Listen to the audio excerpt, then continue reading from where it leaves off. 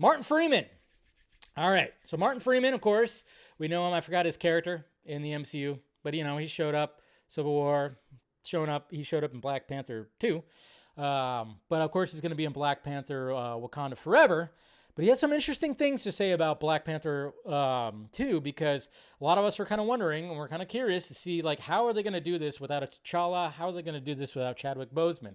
And recently he did speak out about this, and he talked about it. So here's what he had to say. It was strange, that side of it, Freeman said.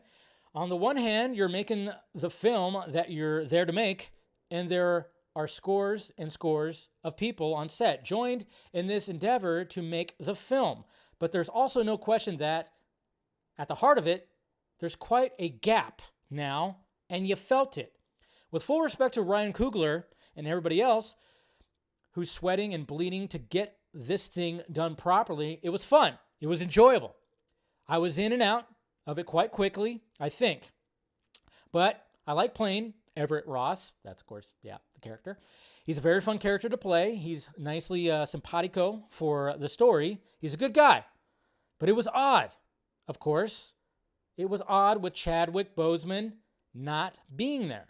There's no way around that. I think everyone would find it pretty strange and sad, but at the same time, life, things don't just end. It's not like, well, that's happened, so we just all have to go off and never do it again. But it was odd. When he passed, I thought, okay, well, maybe there just won't be another one. But there are still other stories to tell within the world and other great characters. I think and I hope that we've made a great film. I trust Ryan Coogler a lot. So there you go. I like how honest he is. Like, he's still going, hey, Ryan Coogler and everybody, do your thing. I mean, he was barely there, but just being barely there because his character is probably not going to be in it all that much. But he felt that, it's just not, there's something missing here. There's really something missing here. And this goes back to the argument, should they have recast Chadwick Boseman after he passed? May he rest in peace.